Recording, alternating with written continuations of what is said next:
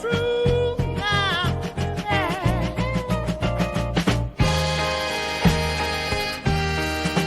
I'm here to speak and make it clear. I'm sorry, y'all, for all I've done, but I'm not the only one. In a dark place, I told some lies, but I'm not the only one. We all got secrets under the sun.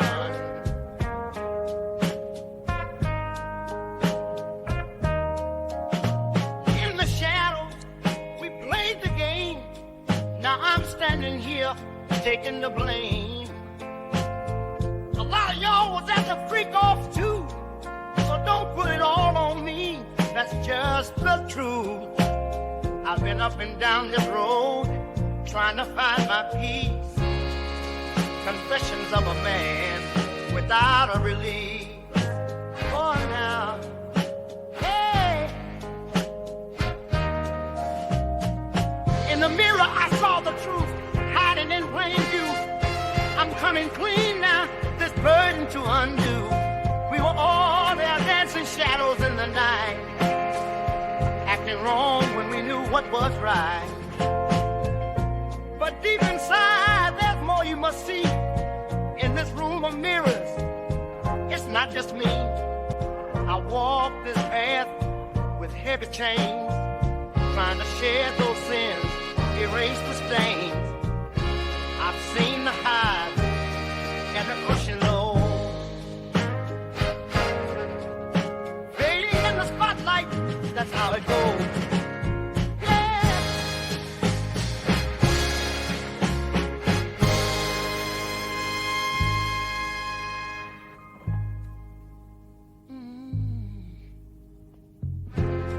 Now I'm standing here, hard on my sleeve, trying to clear the air, let the demons relieve.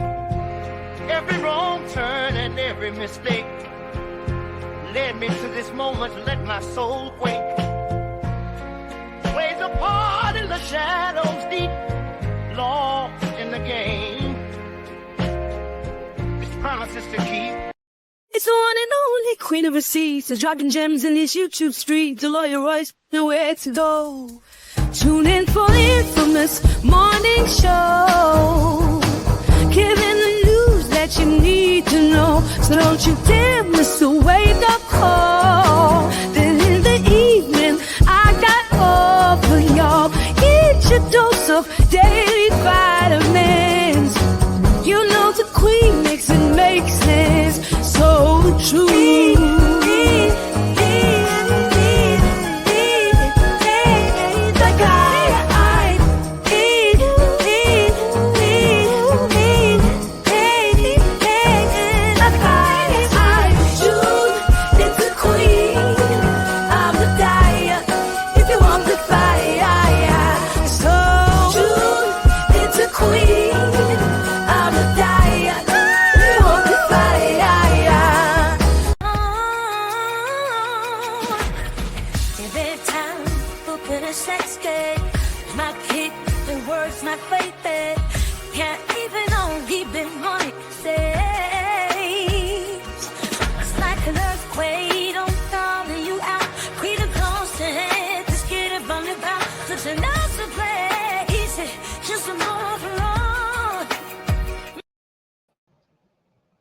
All right. Hello, everyone. Thanks for tuning back in once again to the original Queen Ahmadiyyah Shakur show.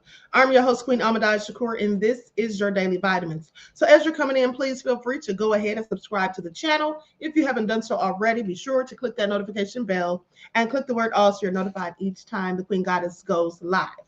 Okay? With that all being said, don't forget to follow me on Instagram at Dr._A_Shakur. Also on Twitter or X at DGoddess27. All right. And if you don't like what the Queen is cooking, you already know what to do. Okay, so let's get into it. Courtney J. All right. Gwendolyn is here. Alice. All right. D Major. Eric is here. Karma wins always. Shoshana. All right. G from the land. Let's get into it. Nessie X. One who cares. Where have you been, beloved? Okay. So everybody get those likes up. All right, and shout out to my lawyer Royds, my moderators, and everybody tuned into the Queen.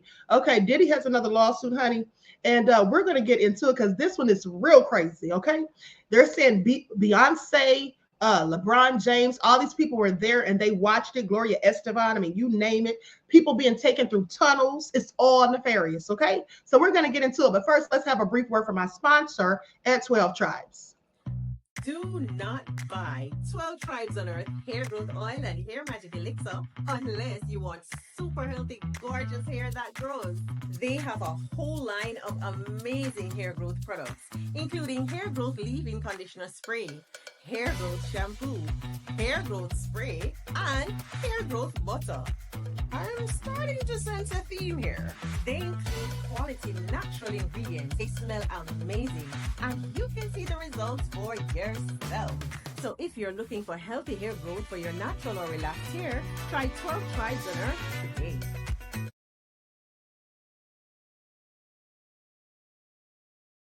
So don't forget, you can purchase 12 Tribes oil for your hair at Etsy.com. Look for Lisa Crafts, and also you can find it at Walmart.com.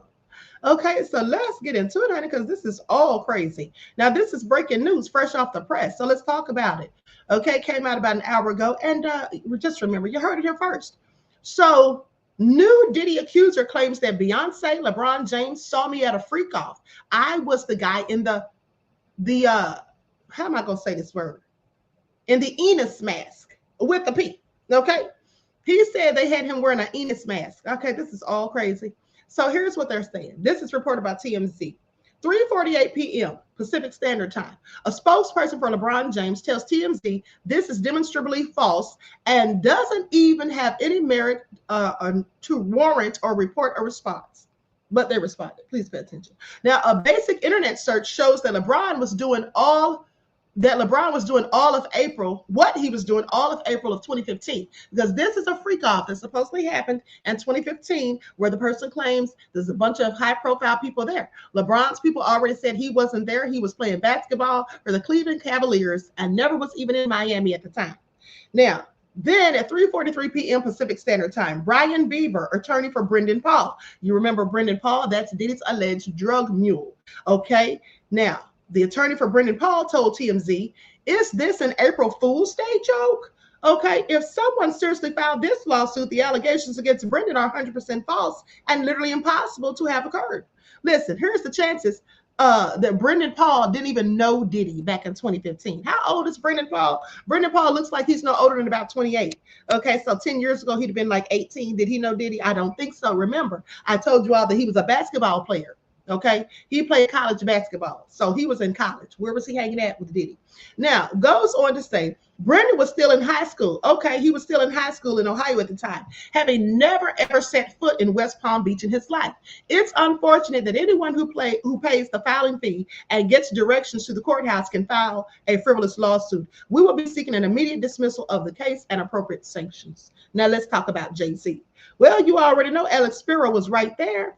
Okay, so 12:06 p.m. Pacific Standard Time, Jay-Z's attorney Alex Spiro told TMZ, Mr. Carter wasn't in Florida at the time to witness this incident. He was engaged in easily findable public activities that prove he was not at this event. This is more nonsense that erodes the trust in our justice system. Didn't I tell y'all that these cases against Diddy is just going to keep getting dismissed? Didn't I tell y'all that people out here is lying to be lying? Now, I don't know if this man is lying or not, but I'm telling you from what I've assessed from the story, sounds like he's lying. But let's keep going.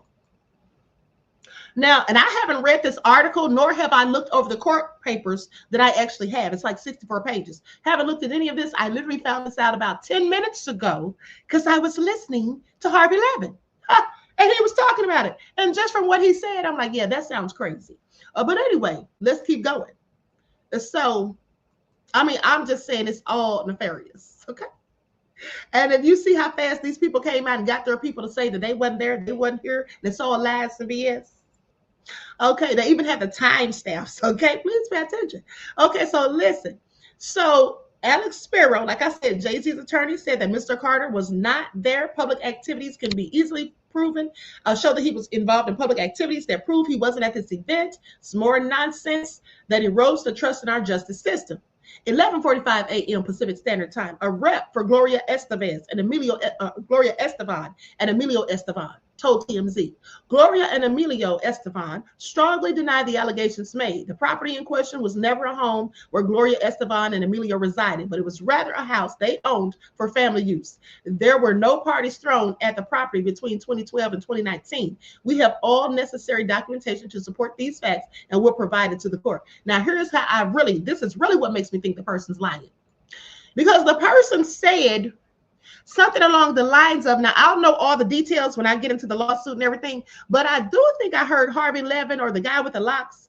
I heard one of them say something about the guy claims that Gloria Estefan was at the party and that they took him through a tunnel to her house from Diddy's house, because there's tunnels, right?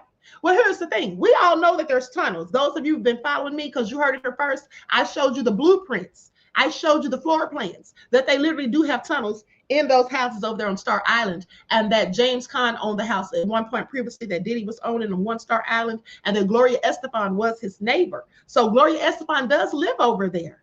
Okay, they did have a house over there. Now, she said it was for a family events. They didn't really stay there, but nonetheless, she did own a property not far from Diddy. That person probably got that information from something online. Who knows?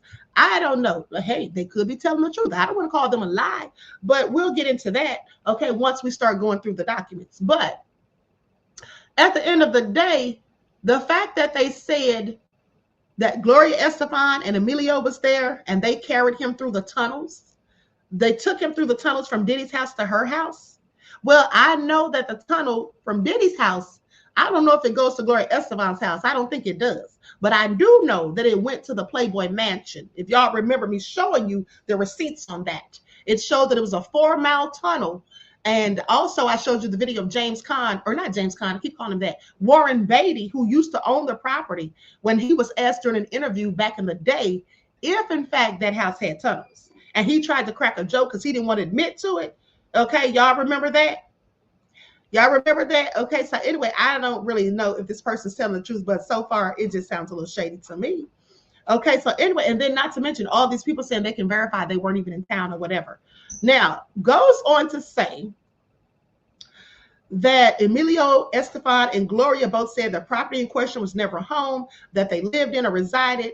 There were no parties thrown at the property between 2012 and 2019. We have all necessary documentation to support these facts and will prove and provide this to court. Now, a new Diddy accuser claims he was actually assaulted and raped and humiliated at a freak-off party in Miami. And he says Jay-Z, Beyonce, LeBron James, and Gloria Estefan saw him in rough shape. I don't want to laugh at this man because he could be telling the truth.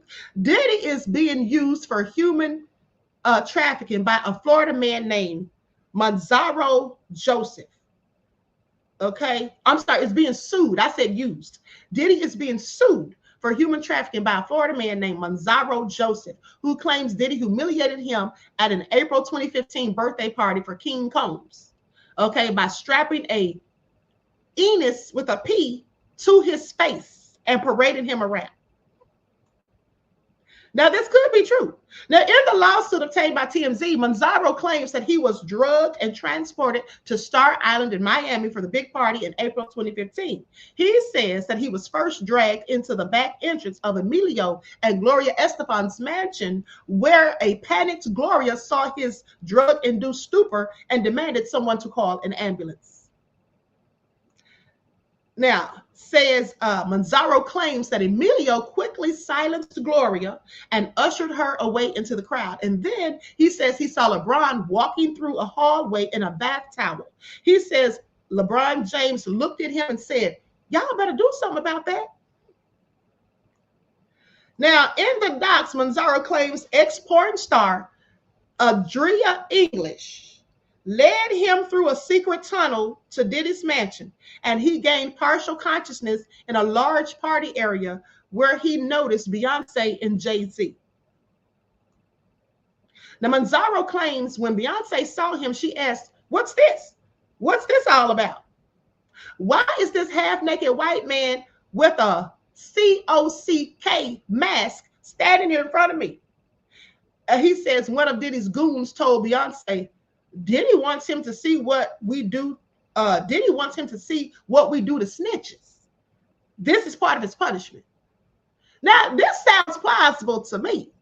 I mean, it sounds crazy and maybe a little far-fetched, but this sounds like some stuff Diddy would really be down with. Okay, I'm just saying, but let's keep going. This sounds like something that Diddy would be doing. Now, in my opinion.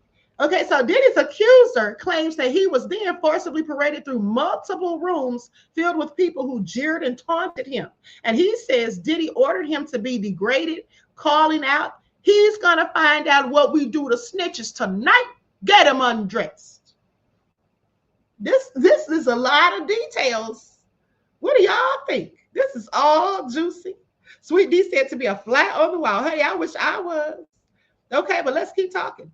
Let's keep going through it, honey. Okay, Manzaro says he was stripped and then dressed in a small thong bikini bottom and a black leather mask with a rubber dam forcefully inserted and zipped closed over his head. He says a locking SEX device was affixed to the mask protruding from his mouth, with Diddy and Ahmadiyyah allegedly subjecting him to degrading and non-consensual acts. This is what he said, y'all. He later says in the night he came across celebrity jeweler Jacob Arabo, who he says was visibly disturbed by his attire. He claims Jacob asked, "What's this? What's going on with this guy? Why is he standing here staring at me with a penis with a P strapped to his face?" Okay, so this sounds like the man's claiming Diddy made him go through a humiliation ritual.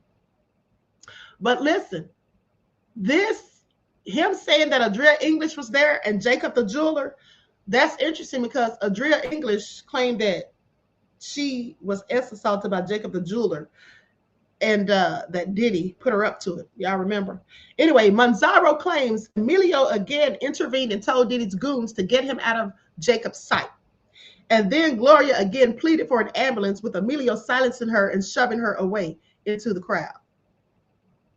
Jay-Z, Beyonce, LeBron, Gloria, and Jacob are not being sued. However, now it is true Diddy threw a 17th birthday party for his son back in April of 2015. And while Manzaro is referring to it as a freak-off, the alleged event he describes does not match what the prosecutors have said in the federal indictment. They allege the freak-offs involved Diddy, a male S-worker, and another woman, which was Cassie. Okay, which was Cassie. Now, by the way, they say one quick hole we found in Manzaro's story with a single Google search is that Jay-Z was in New York City on April the 1st of 2015, the date of King's birthday, for a speaking engagement about Tidal streaming service, which he had just purchased. Okay, but the man didn't say it was April the 1st, did he? Hold on, let me back up. It just said April of 2015. Okay, so it didn't say the exact date. Okay, so King's birthday is April the 1st, which is interesting that this comes out today and it's April the 1st. Y'all don't find that suspicious, because I do. Well, let me keep going.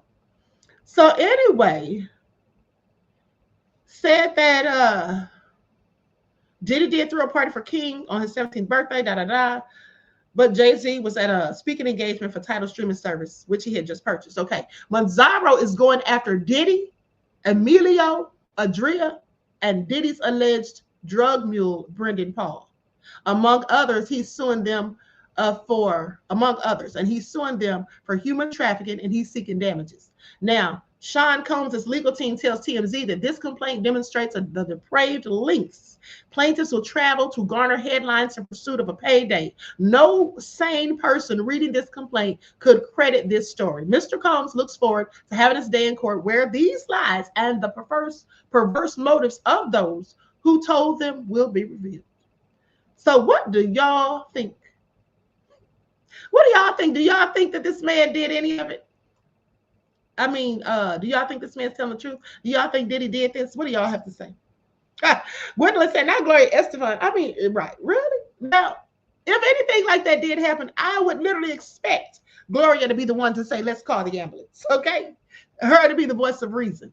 But what do y'all think? Because, you know, it sounds crazy a little bit.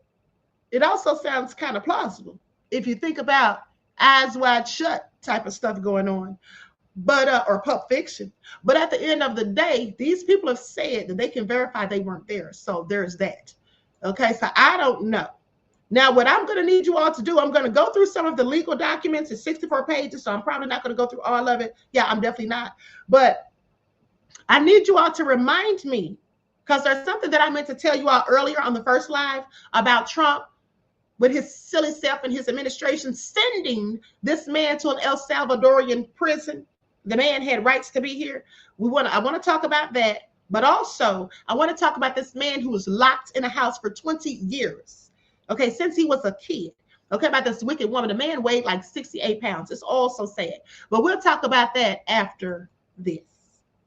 Now, let me pull up these documents so we can see what is really going on here, honey. This is all crazy. I mean, Diddy can't stay out of trouble, can he? Didn't I tell y'all? This is your daily dose of Diddy. Pay attention. Okay?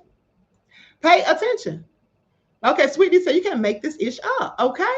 Miss J said this accusation is interesting. I straddle the fence on this one, but anything is possible with the dealer. You got that right, beloved. I have to agree. I mean, you listen, the part about the man having a Enos thing to his face, now I could see Diddy doing that because that's just how low down I think Diddy is, that he would try to embarrass you, humiliate you by having you to do that. But as far as him saying it's a room full of celebrities and they was jeering at him, well, you know, that kind of sounds plausible to me too, because we don't know what these rich people do behind closed doors. I mean, some of them are perverted, in my opinion. And then with that all being said, they're saying they have proof they weren't there, though. So we got to see what's going on with that. All right, before I just say if it's true or false. Now, let's talk about it because Manzaro, now at least he's saying his name, Joseph Manzaro, an individual, is suing Sean Combs, okay, Eric Mejas, an individual, Brendan Paul, Emilio Estefan, Adria Cherie English, okay, and John Doe's. Now, let me share my screen so you all can see this is all nefarious. Where is Adria English at this point, honey? It's funny how she was going around here telling all them lies, and now she's named in a lawsuit as a defendant. Please pay attention. I find it all interesting, don't y'all? I find it absolutely interesting. Okay, so I'm going to scroll past some of this stuff. Like I said, not going to read the entire thing. We'll go through the first page. Okay, comes now Manzaro Joseph by and through this his undersigned counsel files this verified complaint for damages in injunctive relief and jury demand against defendant Sean Diddy Combs and all the other people I named. Okay, now let's get to the factual allegations.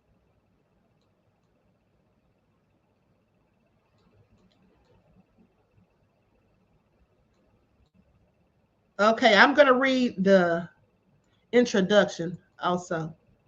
Okay, we'll read the introduction. Don't forget to like this video, everyone. Please like and share. The Hood Realer says, look up The Baby Speaks on Diddy Party. I've seen that. I think I showed it on here, beloved. I've definitely seen that. He was trying to get in close with the baby. We know he's zesty.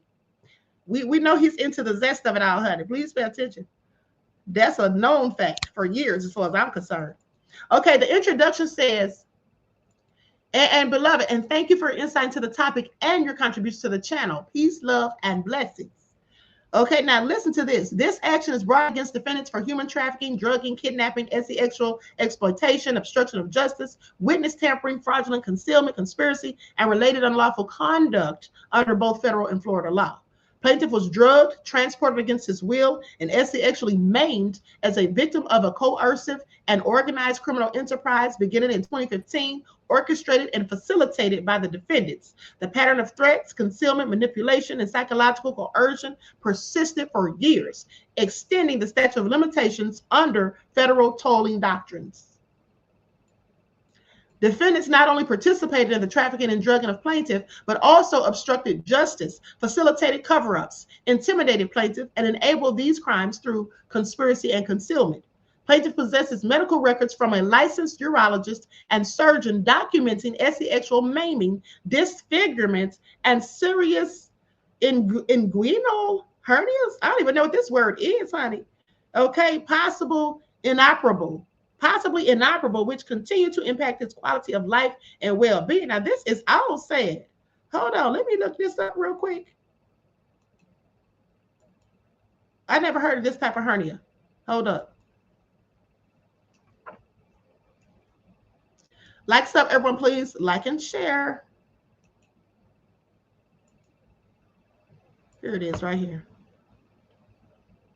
Inguinal hernia. Okay. Hold on. Let me see this. Inguinal hernia. That's how you said inguinal hernia. Okay, now let me see what this exactly is. This sounds nefarious. And then he said it's inoperable. Okay, so an inguinal hernia is a condition where part of the intestine or other abdominal tissue protrudes through a weak spot in the lower abdominal wall known as an inguinal canal. This protrusion creates a bulge in the groin area, which is located at the junction of the lower abdomen and inner thighs. Yikes. Okay, this is what it looks like. I'm going to share the screen. Oh, I can't share the screen. I'm already sharing it. Well, anyway, it looks a hot mess. And you know, something like this sounds like that possibly could have happened from somebody being in the back door. Now, I don't know. Okay, but I'm just saying that's what it sounds like from the description of what it is. Said it was possibly inoperable and has impacted his quality of life as well as his physical well-being. Okay, now defendant Brendan relayed defendant Diddy's instructions and coordinated plaintiff's transport. Defendant Adria, who referred to herself as Diddy's actual assistant, acted as an enabler and co-conspirator, assisted in plaintiff's targeting, isolation, and concealment after the incident. Defendant Eric, who drugged and transported plaintiff, later posted threats on Facebook blaming the plaintiff for Bonnie Rivera's suicide with an S and issued repeated death threats against plaintiff, including kidnapping threats toward plaintiff's minor son, Elijah Giovanni Manzaro. Defendant Eric also attempted to manipulate plaintiff by requesting contact before plaintiff's memories had fully returned. Surveillance footage captured defendant Eric trespassing on plaintiff's property while attempting to evade detection. Now, if he's talking about all this, he should have proof of it. He should have proof of all of this, and the proof should be in the lawsuit. Okay, it's exhibits 1, 2, 3, 4, A, B, C, and all of that. Okay, because he's talking about he got surveillance footage. Now, then goes on to say additional security footage from 2015 shows a hitman known as Sigfredo Garcia, associate with defendant Eric, who is now serving a life sentence in an unrelated murder for hire case in plaintiff's alleyway. A police report was filed corroborating this encounter. Okay, this is all sounding like this might be real. Now, let me look up this man's name, Sigfredo Garcia, because he's currently supposed to be incarcerated. Let's see what's really going on. This is all juicy, honey. Please just let some of the charges stick.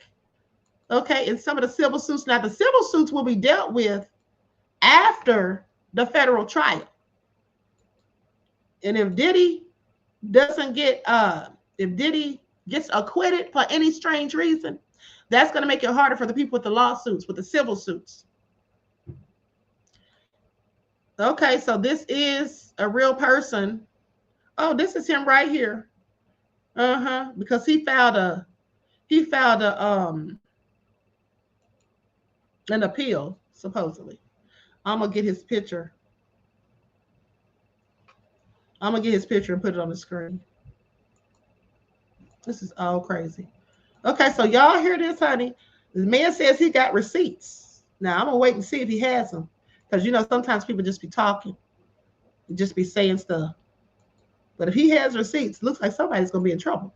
Now, anyway, goes on to say he's serving a life sentence in an unrelated murder for hire case in plaintiff's alleyway. Now, these acts of intimidation, surveillance, and fraud were continued for years and were designed to suppress plaintiff's memory and delay or prevent legal recourse. High-profile individuals, including Jacob Arabo, that's Jacob the jeweler, Jay-Z, Gloria Estefan, LeBron James, and Beyonce Knowles Carter, are identified as witnesses due to their presence or their knowledge of the events surrounding the freak-off orchestrated by defendant Diddy. Now, here are the facts of the case. On or about early April of 2015, at approximately 5:30 p.m., plaintiff arrived at his residence located at 424 Valley Forge Road, West Palm Beach, Florida. As plaintiff unlocked his door and turned the handle, he felt a greasy substance resembling Vaseline on his hand. Plaintiff attempted to wash his hands but lost consciousness before he could do so. When plaintiff regained consciousness, he was in the backseat of a moving vehicle driven by defendant Eric with Bonnie Rivera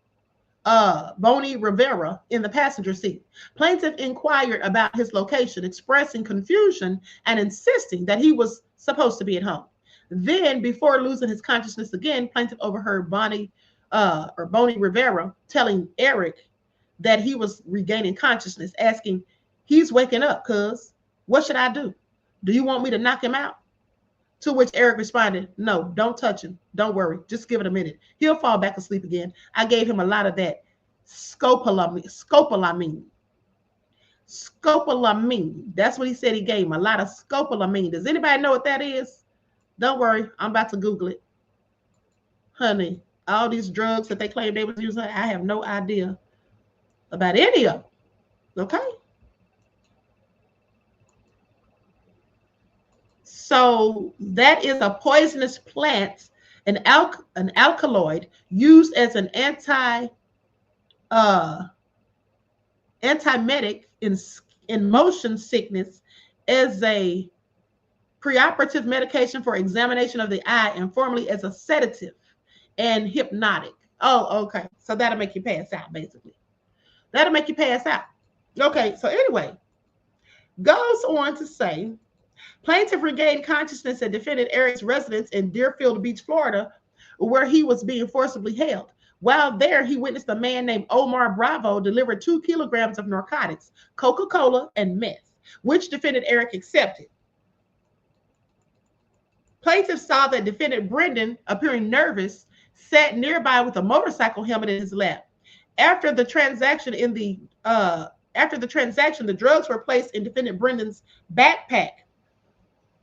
Before leaving, defendant Brendan stated that defendant Diddy wanted plaintiff to be brought to a freak-off event, making plaintiff realize he was being transported again against his will.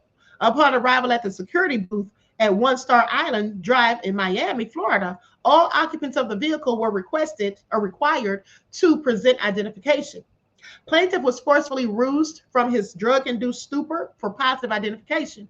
Defendant Eric informed security that they were attending an event at the Estefan Mansion, mentioned it was Christian's birthday that night, his party. The security logs at the entrance of Star Island would reflect this entry. Plaintiff was dragged through the back entrance of the Estefan Mansion at approximately 12:30 a.m. Inside, Gloria Estefan panicked upon seeing plaintiff's deteriorating state, demanding, "Call an ambulance." However, defendant Emilio quickly silenced her and ushered her away into the crowd. At that moment, plaintiff briefly saw LeBron James, who was wearing a white bath towel, brown shower shoes, and carrying a shaving bag, walking through the hallway. This all sounds like a whole lot of details for somebody to be making up. LeBron James looked at plaintiff and in response to Gloria Estefan's plan for an ambulance, remarked, "Y'all better do something about that." Plaintiff was then led by defendant Adria, who identified herself as Diddy's personal sexual assistant, and through a concealed tunnel that connected the Estefan Mansion to defendant Diddy's mansion. Plaintiff was secretly transferred to defendant Diddy's mansion. Upon regaining partial consciousness, the plaintiff found himself inside a large party area. Upon information and belief that it was Diddy's son's birthday party, Jay-Z and Beyonce Knowles Carter were seated in the room. And upon seeing plaintiff, Beyonce Knowles Carter said, "What's this? What's this all about? Why is this half-naked white man with a COCK mask, you know what kind of mask, standing here in front of me?" Defendant Eric responded saying, "Diddy wants him to see what we do to snitches. This is part of his punishment." This is all nefarious, honey. Woo, this is all nefarious. Do y'all hear me? Okay, Gwendolyn says, "Thank you for all your hard, thank you for all your hard Diddy work." Not my hard Diddy work, beloved. You're absolutely welcome. Okay, thank you for your appreciation and your contribution to the channel. Peace, love, and blessings. Now, plaintiff was forcefully paraded through multiple rooms filled with people who were jeering and taunting him. Defendant Diddy explicitly ordered plaintiff's degradation, stating, "He's going to find out what we do to snitches tonight. Get him undressed." Plaintiff was stripped and placed inside a shower area with 2 unidentified women forcibly, where they washed him while defendants Eric and Bonnie Rivera watched. Following this, the plaintiff was dressed in a small thong bikini bottom and a black leather mask with a rubber dam forcibly inserted and zipped closed over his head. A locking SEX device was affixed to the mask, which protruded from his mouth.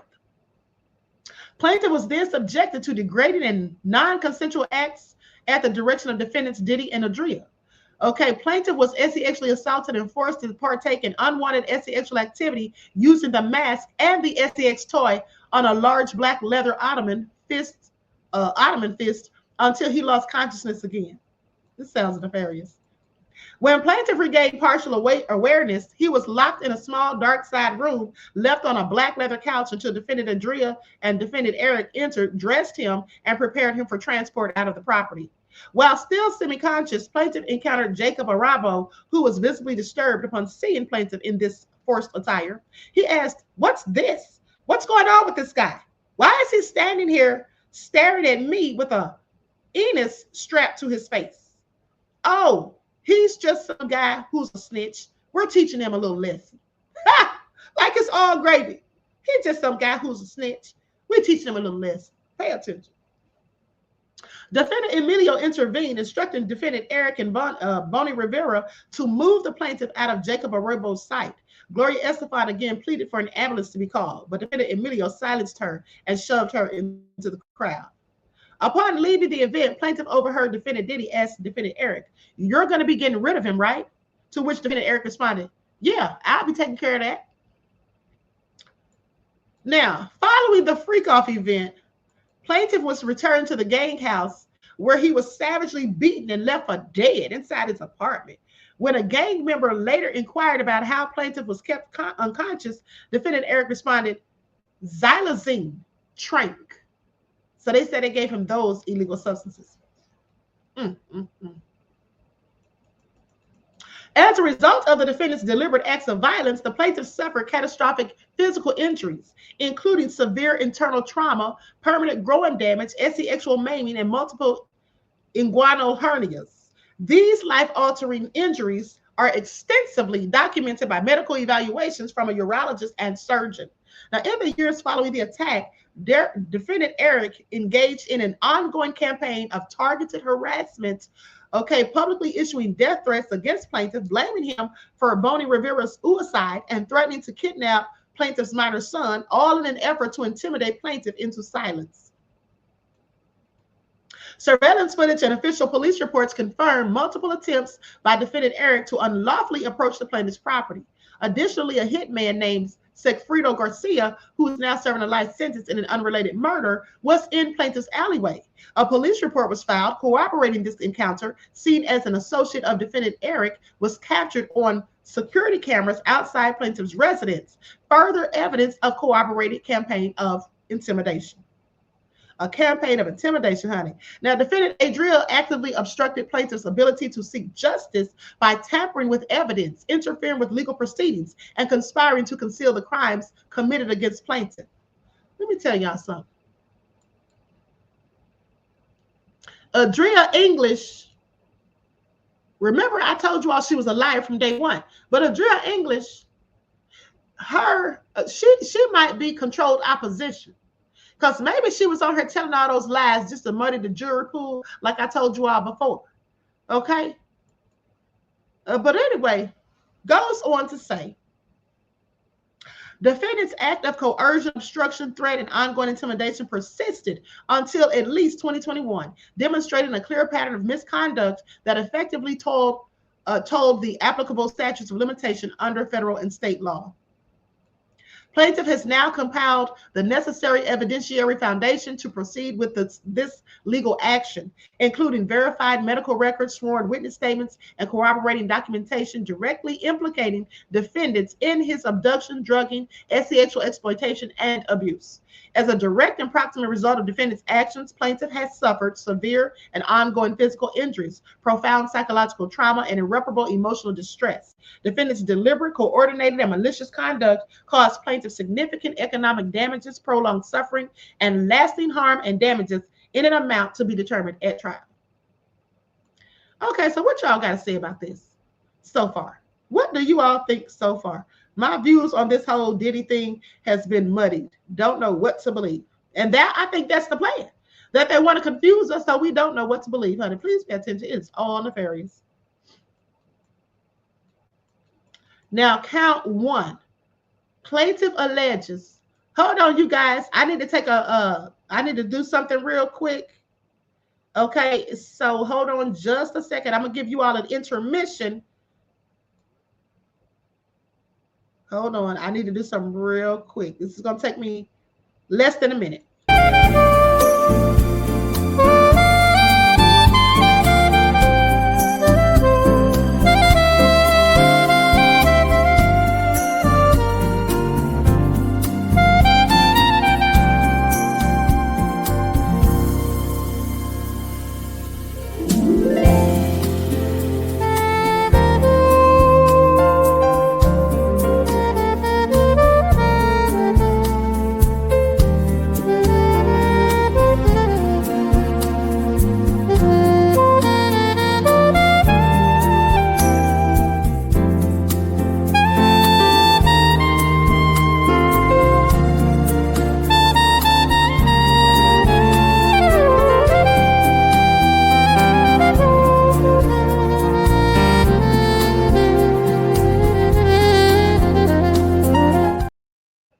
Okay, I'm back. Now, that all being said, let's continue.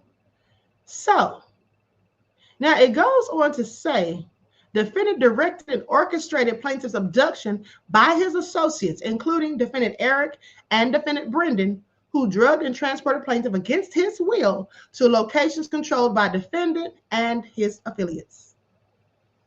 Now, here's the interesting thing, though. He's saying, don't be surprised when Diddy writes his memoirs. Here's the thing that's interesting, though. So the man is saying that Brendan Paul, Diddy's alleged drug mule, was there. This was 10 years ago. Brendan would have just been a little bit older than Justin or Christian, whoever birthday was Christian, right? Christian turned 17. Brendan was like 18 at the time. And according to his lawyer, he was still in high school. So did Diddy even know Brendan back then? I don't know. But anyway, goes on to say that including defendant Eric and defendant Brendan, who drugged and transported plaintiff against his will to locations controlled by defendant and his affiliates. Defendant knowingly harbored plaintiff at his private residence, where plaintiff was subjected to consensual acts, forced participation in degrading sexual abuse, and extreme humiliation in front of others for defendant's personal gratification and control. This sounds reminiscent of some other things that people have alleged, okay? Defendant acted in furtherance of a pattern of trafficking by operating and hosting events where victims, including the plaintiff, were subjected to sexual servitude and forced participation in criminal activities under the threat of harm and retaliation. Defendant utilized force, fraud, and coercion to enslave plaintiff within his trafficking enterprise, violating both federal and state anti-trafficking laws.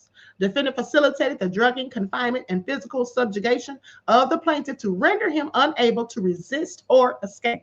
Plaintiff was involuntarily intoxicated with scopolamine and later xylazine, tranq, okay, drugs commonly used by traffickers to incapacitate victims. Plaintiff was forcefully stripped, physically handled, and paraded before an audience as an object of degradation at defendant's direction. Plaintiff was further subjected to forced participation in non-consensual acts, including the use of physical restraints and sexual devices, causing severe physical and psychological trauma. Defendant, through his agents, lured and transported plaintiff under false pretenses, manipulating his incapacitated state to facilitate his trafficking and assault. You know, some of this stuff that this man is alleging, sounds like something I saw in a movie. This sounds like something, some of it sounds like the movie Eyes Wide Shut. Some of it sounds like that movie 120 Days of Solo. Okay, Truth Brown said, you mean to tell me that all these grown men just let this go for years? They all should have got together and beat Diddy ass for taking their ass.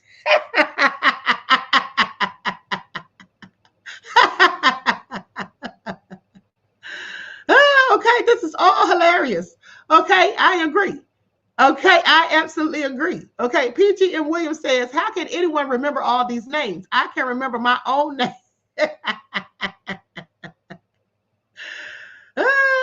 Says, how can anyone remember all these names? I can remember my own name with 2 shots. Okay. Now you have something to think about. Your animal, your creature says, Eyes Wide Shut from Stanley Kubrick. Yes, absolutely, beloved. Okay, absolutely. And I can tell you some stories about the making of that movie and the stuff about some of the people that was in it. Okay, it's all nefarious, which makes me further think that maybe they saw the movie because that's what some of this stuff sounds like. Okay, so anyway, plaintiff through systematic intimidation, threats of violence, and witness tampering. Okay, defendant Diddy explicitly ordered his subordinates to ensure plaintiff's continued subjugation, stating he's going to find out what we do to snitches tonight. Get him undressed. Defendant conspired with others to suppress and conceal evidence of plaintiff's trafficking and assault, engaging in an ongoing campaign of threats, harassment, and intimidation to deter plaintiff from seeking legal recourse. Defendant knowingly trafficked plaintiff for the purpose of forced labor and sexual servitude, using him as an object of humiliation and violence to assert control and dominance. Plaintiff was subjected to non-consensual and degrading acts in a commercial setting where influential individuals, including celebrities and high-profile guests, were present as participants and witnesses. Participants and witnesses. Now, see, here's the thing. He said they were present as participants and witnesses. So some of them were supposedly involved in this stuff. Okay, that's why he's suing some of them, not just Diddy. Now, defendant profited from and facilitated a network of trafficked individuals forced into sexual exploitation at his events, creating an environment where victims were rendered powerless through drugs, violence, and coercion. Defendant's conduct was a willful, malicious, and demonstrated reckless disregard for human rights and dignity. Let me say this. The man claims that he saw drugs and stuff in the house. Then he say he saw illegal substances and stuff in the house. Now, if you all remember,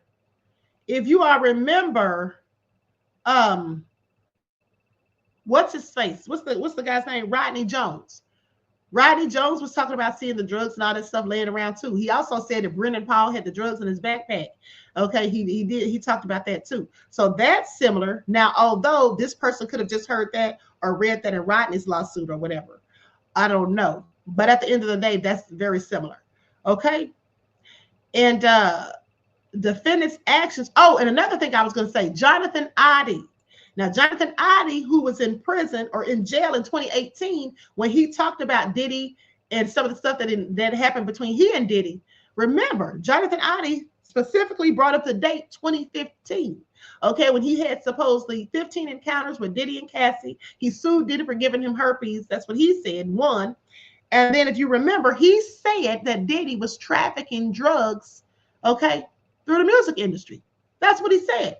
He said that Diddy was trafficking drugs and that he was trying to that's why he was trying to get people to binge drink. That's why he was with Ciroc or something like that, because he was trying to get people to binge drink alcohol and do lots of drugs. Do you all remember that? Now, when you think about it, it makes sense, because maybe that's why all these rappers be out here talking about drugs, okay, promoting drugs, okay, who knows? But that is definitely what Jonathan Oddie said. Now, I'm paraphrasing, those aren't his verbatim words, but he was saying something along those lines, okay? I was the first one to point that out, that he talked about Diddy trafficking stuff through the music industry, like that was a front. Okay, so anyway, this man is saying something very, very reminiscent of that. Okay, so anyway, defendant's conduct caused irreparable psychological harm, loss of memory, post-traumatic stress, and prolonged emotional distress, constituting severe and ongoing damage to plaintiff's well-being. As a direct and proximate result of defendant's conduct, plaintiff has suffered severe physical, emotional, and psychological harm, including but not limited to post-traumatic stress disorder, anxiety, depression, permanent disfigurement, and other damages. Plaintiff seeks all available remedies under 18 U.S.C. Statute 1595 and Florida Statute 787.06, including but not limited to compensatory damages, punitive damages, treble damages, attorney's fees, medical costs, pain and suffering, and all other relief this court deems just and proper. I'm about to go through here and see if he has any of his receipts in here, because he's talking about he got receipts, right? He said he has surveillance footage and all of that. Now, this is 64 pages. Let me scroll through here a little bit quicker. I don't see any exhibits in here. That doesn't mean he doesn't have any, mind you. Okay, so now it says defendant used direct and indirect threats, coercion, and financial incentives to manipulate plaintiff into remaining silent after defendant's criminal conduct. Defendant referred to plaintiff as a snitch and warned plaintiff of severe consequences should plaintiff cooperate with law enforcement or legal authorities. This was done both personally and through intermediaries acting on defendant's behalf. Defendant deployed associates to contact plaintiff and other potential witnesses, issuing threats of bodily harm and reputational damage should they disclose incriminating information. So clearly threatening him. Okay, defendant engaged in acts of intimidation, including surveillance of plaintiff's residence and place of employment, sending anonymous messages warning plaintiff of consequences for speaking out, utilizing social media and industry connections to blackball plaintiff and isolate him professionally. Says surveillance footage captured defendant trespassing on plaintiff's property while attempting to evade detection. Additional security footage from shows. Security footage from shows, I think that's a typo, it should say shows, a hitman known as Sigfredo Garcia, associated with defendant Eric, who is now serving a life sentence in an unrelated murder for hire case in plaintiff's alleyway. A police report was filed. So, here's the thing. If they have the police report, because they're saying one was filed, so if they actually have the police report and medical bills and stuff like that, because he said he had to have surgery and all this stuff. So if this is all the case, honey, if this is all the case, then somebody's in trouble. All right? Somebody's in trouble. And at this point, we don't really know what to believe, okay? So many lies have come out. He was rugged. How can he have evidence? He was knocked out. That's what I'm talking about, PGM. Yeah, he said he has it, though. He said he has it. And here's the thing. If he was given those illegal substances like he claims, how does he even remember all the stuff that he's talking about? Like, he's talking about all the people who were there. He's talking about what they did. I'm just wondering how he's remembered all this stuff. I find it interesting. Now, I'm not saying he's lying, but it's very interesting that he remembers these things if he actually if he actually was drugged to the point that he was unconscious. That's all I'm saying. What do y'all think? What do you all think about all of this? Diddy got moonshine brewing in prison. Hold on. What? Songwriter Sonny said Diddy got moonshine brewing in prison. Wait until it's ready so he can drink it and get some of his powers back. Okay. So anyway, Truth Brown said, if Michael Jackson beat up Tupac allegedly at a party, I know damn well them big grown men could have got on Diddy ace and not the way Diddy like it, LOL. First of all, when did Michael Jackson get into a fight with Tupac? That's news to the queen. Michael Jackson actually wanted Tupac on a song with him. Tupac went to the studio to meet with him, and Michael Jackson didn't show up. When he asked where Michael Jackson was, they told Tupac, well, just go ahead and lay down your vocals. That's what he wants you to do. Tupac got up and left. He was like, bump that, because he felt like it was disrespectful that Michael didn't even come in there to meet him and greet him. And just, because he was thrilled he was excited that he was going to meet Michael Jackson, and Michael didn't even show up. Tupac didn't like that at all. I don't think they got into no fight, though. I don't know where you heard that from. I never heard that story. Beloved. Okay.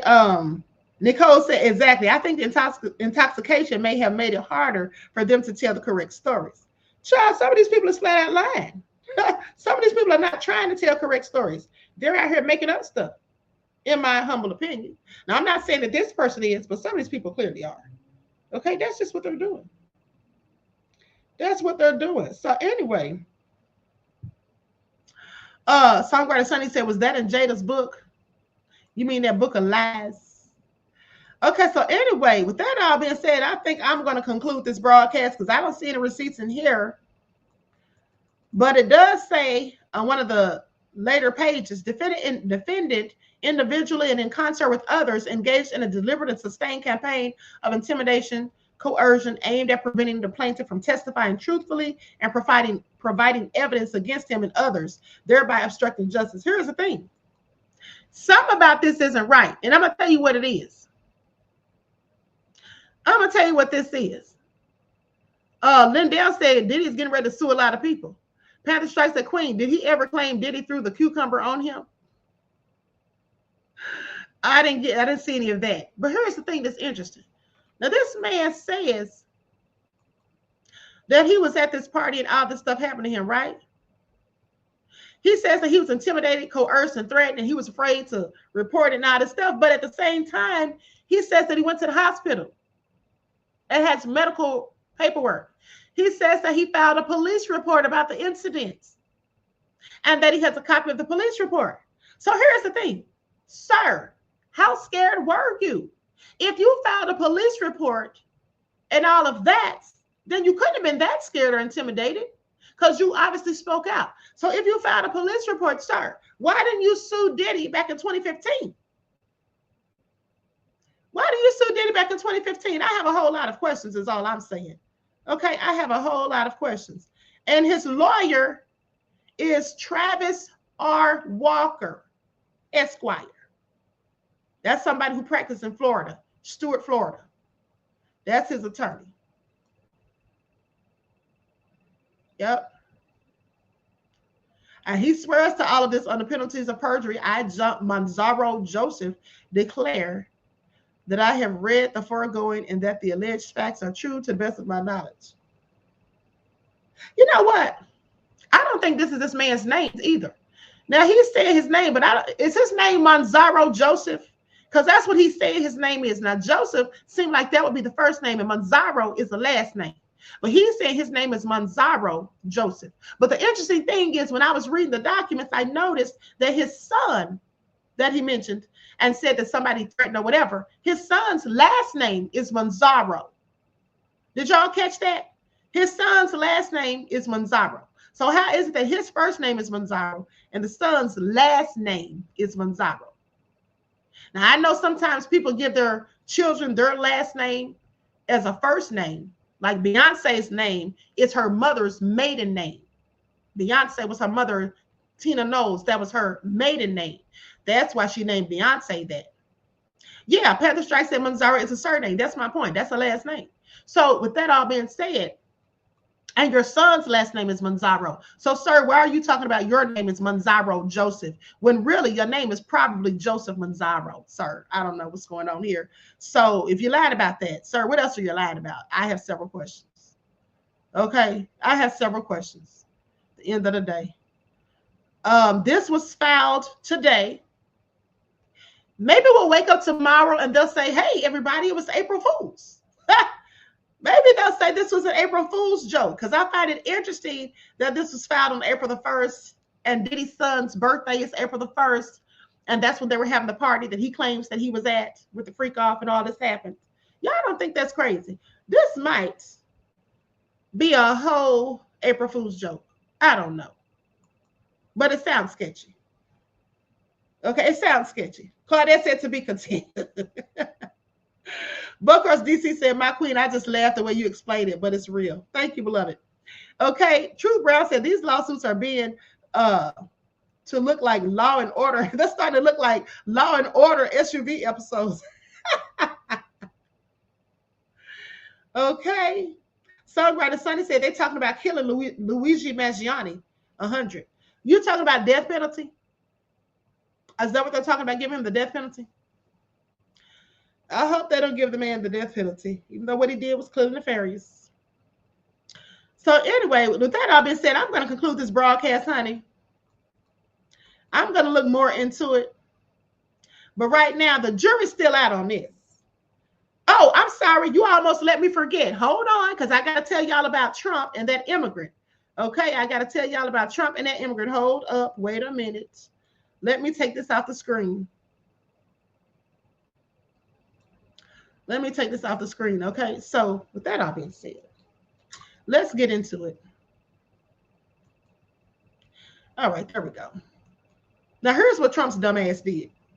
I'm gonna share my screen because this is all ridiculous. Set this man up out of here, and they admitted to it. They fessed up to it.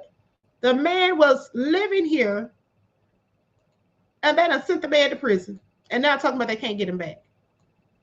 I find it all interesting. Hold on, why ain't this rewinding? Okay, here we go.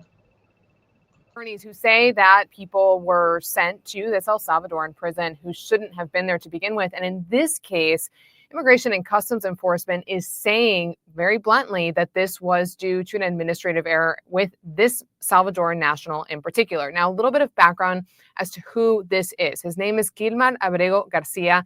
He's a Salvadoran national. He crossed into the U.S. around 2011. His first brush with law enforcement appears to be in 2019 when he was detained along with a group of men who were loitering around a Maryland Home Depot. And the local police department deemed that he was a member of MS-13, saying or arguing that it was due to his attire and a confidential informant.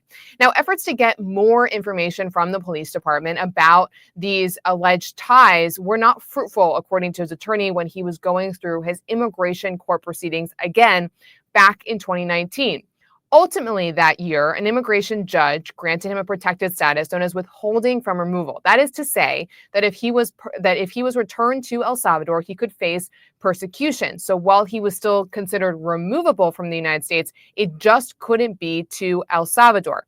Now, this court declaration essentially admits fault in sending him to El Salvador. It also provides a glimpse as to what exactly unfolded here. Now, the ICE official says that this man, Abrego Garcia, was not on the initial manifest for those 3 flights that went to El Salvador in mid-March. What occurred was as people were pulled off of the flights for, they say, various reasons, he was moved up on the list. Then it says this, and I'm going to quote from the court declaration here. Quote, through administrative error, Abrego Garcia was removed from the United States to El Salvador. This was an oversight, and the removal was carried out in good faith based on the existence of a final order of removal and Abrego Garcia's purported membership in MS-13. So the administration is standing by these alleged ties to MS-13, but saying that he should not have been sent, or rather that it was an error that he was sent to the mega prison in El Salvador. Now, what is similar in this court declaration and in the story, as many others, is that his wife, who is a U.S. citizen, had been looking at handout videos from El Salvador, and that is how she identified him. Now, all of this is part of an ongoing lawsuit, so we'll see how and what the judge rules in this case. But critically, John, the administration saying they can't retrieve him from El Salvador. As U.S. officials have told me, those who have been sent there are now in Salvadoran custody, and it is up to the Salvadoran president what happens next.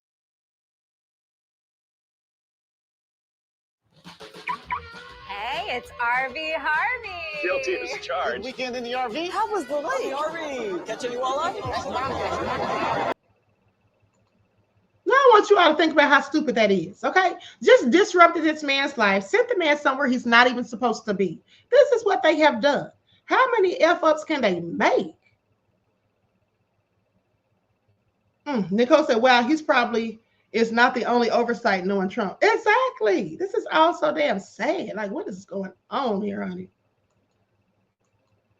But if you think that's sad, let's talk about this man who was in his house for 20 years. This is terrible. Held captive for 20 years. Hold on, let me pull this up. Okay, I'm going to share my screen. Here we go.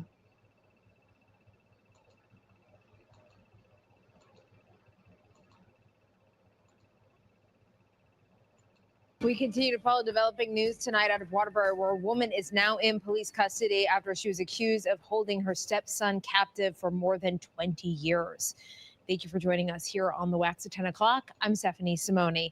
The details of this case are difficult to hear. The situation came to light when the victim started a fire in his room last month, sending him to the hospital where he told first responders what was happening. Amanda Callahan is your reporter live in Waterbury with what we know about this case so far. Amanda. Well, Stephanie, the details of these cases are just truly horrific. The man, who is now 32 years old, was held captive in an 8x9 room in this house here behind me since he was 11 years old. Now, his stepmother, 56-year-old Kimberly Sullivan, faced a judge today, and her attorney says she adamantly denies these claims of abuse. Now, I spoke with some neighbors who lived nearby, and they were shocked to hear that this was going on, but some of them did say they saw a glimpse of a boy in the window. Quite frankly, the facts are something out of a horror movie, and that's without exaggeration. Kimberly Sullivan stood silently in front of a judge in Waterbury Court. She was arrested Wednesday for allegedly abusing her stepson for more than 2 decades. The arrest warrant details the horrific conditions the victim told police he endured. When he was taken to the hospital, he only weighed about 68 pounds. He told police he would be given only 2 cups of water a day, sometimes being forced to drink out of the toilet, and that he was locked inside his room 22 to 24 hours a day, only allowed out to do chores for his stepmother, recalling the last time he left the house was with his father when he was 14 or 15 years old. He told police the threat of losing the minimal food he was given and longer lockdowns kept him from trying to break out. But on February 17th, the victim started a fire in his room, telling police this was his only escape. He told the police he was hungry all day, every day, all of his life. Had he not started this fire, he would have died. Sullivan's attorney adamantly denying the claims of abuse. Absolutely not true. He was not locked in a room. She did not restrain him in any way. She provided food. She provided shelter. She is blown away by these allegations. The victim told police only his stepmother, his now deceased father, 2 half-sisters, and deceased grandmother knew of his situation, saying he was kept a secret his entire life. Some next-door neighbors are shocked to know this was unfolding just feet from where they live. But that was the window right there on the right. Zephyr Gornero was home the night of the fire. He says he had never seen the victim. And then when the investigators started asking me about a man that may look like a child, I was like, I don't know what you're talking about. But his stepdaughter saw the man in the window more than a decade ago. Yep, in the backyard, I was just in the swing set, and I looked up at the back window, and I just saw a little boy there, or it looked like a little boy to me, and he just smiled and waved at me. I waved back, and when I turned my head and looked back from the window, he was gone. Both of them shaken up by what was happening behind that window. I was very shocked. I think I've kind of convinced myself that maybe I did just make him up all those years ago. If you're at that window and you don't like tap on the window, scream, do something to ask for help, that you had to resort to this, I can't imagine how horrible his conditions were. Now, the victim was pulled out of school back in 4th grade after 2 visits from DCF to his house back in 2005. We did reach out to DCF for comment, but did not hear back. Sullivan is being held on a $300,000 bond, while the victim is still receiving treatment in a medical facility. Tomorrow, Waterbury Police, the mayor, and the state's attorney are holding a press conference in the morning to discuss the details of this investigation. Your reporter live in Waterbury, Amanda Callahan, Channel 3 Eyewitness News. On that horrific case in Waterbury. It's a darn shame. Now, one who cares says, why did he weigh less than 100 pounds? That's because for the last 20 years that he's been held captive there in that house, she's only bothered to feed him 2 sandwiches per day, and those were peanut butter and jelly. How much nutritional value is that? No meat, no real protein, just a little bit of protein from the peanut butter. This is damn sad as hell that she did this to somebody's child. Took him out of school in the 4th grade. So this is a grown man with no education, who's been sheltered, locked up, held captive for 20 years. This is worse than that young lady. That story we found out about years ago when those women had been held captive in that man's house for 10 years. This is all sad, honey. I mean, some people are just absolutely insane. And her own children were there and they were fine. And they knew he was there. Reggie said that she had to have been hiding him from child services. Well, when he was a kid, but when he became an adult, she still had him there. That's just absolutely crazy. I can't even believe that somebody would do something so horrendous. 2 sandwiches a day of peanut butter and jelly for 20 years. It's amazing he's still alive. The poor man weighed like 68 pounds. That's the size of a child about 5 or 6 years old, I would think. Anyway, very sad. This happened. This was exposed a couple of weeks ago, okay? Earlier last month. So anyway, with that all being said, yes, she is a sick witch, Claudette. So with that all been said, I love you all to life. I hope you all enjoy the rest of this beautiful day. Each one teach one. That's how we grow and thrive. Do something productive, constructive, but never destructive. And always remember, beloveds, to keep the Most High first in your lives. Until next time, I will talk to you all again soon. Peace.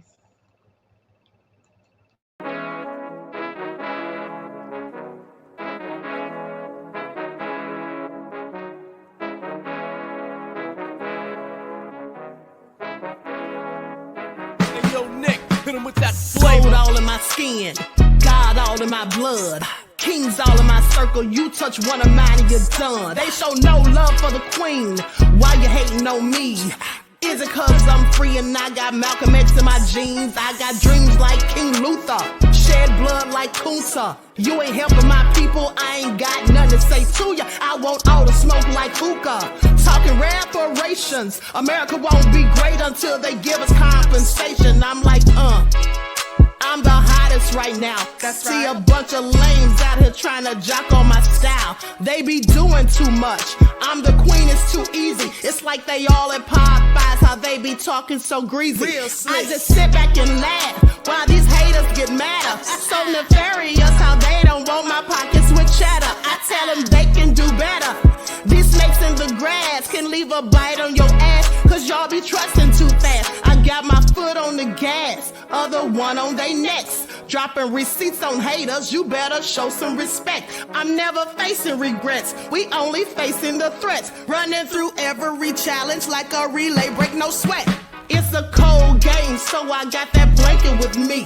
Now that my people awaken, ain't no going to sleep. I do not play by my piece, this time I'm playing for keeps. You talking slick, but when I see you like them ends, we gon' meet. And I got gold all in my skin, God all in my blood, kings all in my circle. You touch one of mine and you done. They show no love for the queen. Why they hating on me? Is it cause I'm free and I got Malcolm X in my jeans and I got gold all in my skin, God all in my blood, kings all in my circle. You touch one of mine